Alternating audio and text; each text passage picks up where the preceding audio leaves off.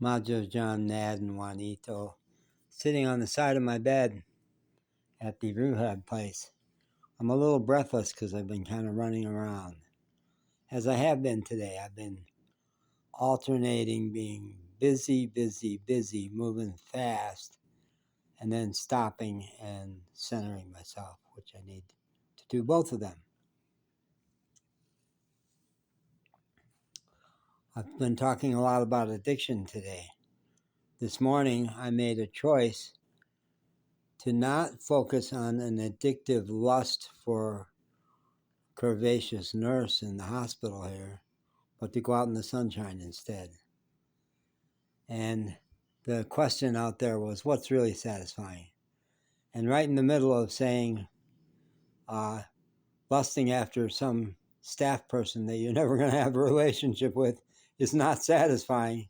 Right in the middle of saying that, there was a really great, beautiful bird call from the forest around us. And I said, yes, that was satisfying. That was real.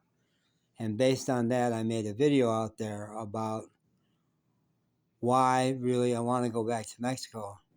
And is it because of the G-string bikinis in the Riviera Maya, which there are plenty of, like no place I'd ever seen. So I've never seen so much ass in my life and beautiful women. But what I said in the video was one of the best walks I had along the beach there was where I chose, do you want to lust after the mothers with their incredible asses, or do you want to surrender yourself to the joy of being around these happy children splashing and playing and building their sandcastles along the beach? They are satisfying. The moms who you're never going to have are only going to make you crazy. These kids, you won't have them, but you will have this moment of listening to them laughing and watching them running and dancing and jumping in the water. That's real. That's real. So staying with that choice of do we go with the addiction, I was outside.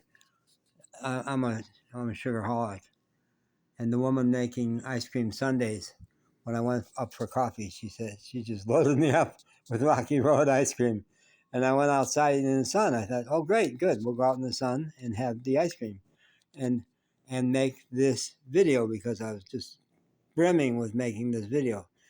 And I left the phone here. The phone was sitting right there. So I had a choice out there. Do I eat Rocky Road ice cream, which I will probably still eat, or do I go back inside? This time, do I choose to go inside my room to make this video? Do I serve my craving, my sugar addiction, or do I serve my art? No, I do want to serve my art.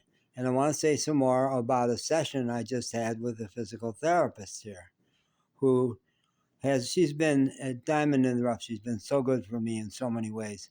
One time, the last time I was here, I was going to have to leave abruptly because there's an insurance snag. And she dug around and talked to people and found money for me to stay that night so I didn't have to go out on the street that night. She's a champ. And as we went outside, I said, it's a great opening question. I said, I don't know you much.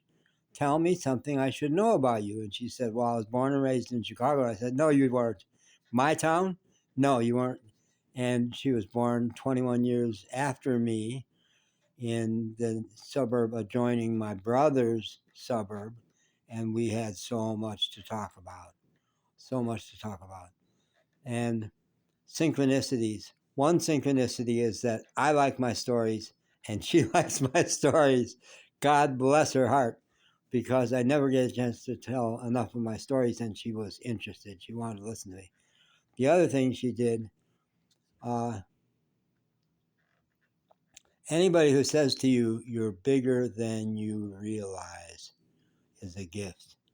And some of us are fortunate enough to have that happen a lot. Sometimes it happens and you don't notice it. You're not appreciating it because it may be disguised as, get up higher, come up higher. You're not living out who you really are. Wake up and be who you are. That's a compliment.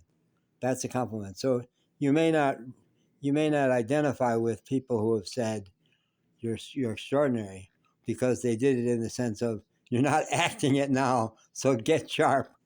That's a real affirmation. But she wasn't doing that. She was saying, no, you're bigger than this place. You belong elsewhere. And that was great. And there were so many synchronicities. She said, I don't like guitar music. And I said, what about Dire Straits? What about Mark Knopfler? And she says, no, I like that a lot. I knew she would. I knew she was going to say that. And then she took it further and said, and I like John Prine. I said, do you realize he was born one suburb away from me about 2 weeks after I was born? Yeah, one of the great musicians of all times, great songwriters. And I could take it from there. I could take it from all the synchronicities, because that's what we were talking about with synchronicity, things that go together and ways we go together with people we might not have guessed. She's married. She's happily married. But it's so much fun talking to her. I would have. She says, well, what else can I offer you? I said, just run away with me, because it's so much fun talking to you. You're amazing. So don't be surprised if you are open that people will be there who will connect with you in ways that you did not expect. And sometimes you have to open the door by saying, tell me something interesting about you, and really listen. Really, not like, yeah, so I bet you don't have anything. No, I knew she had stuff. I knew she had stuff. And I'm grateful. And I'll be here another week. I'll be here all week, folks. I'm playing here all week. And we'll probably get another chance to have another walk and another talk. And I am grateful. I am like, look, there's still ice cream. There's still ice cream. There's still cigarettes in my bag.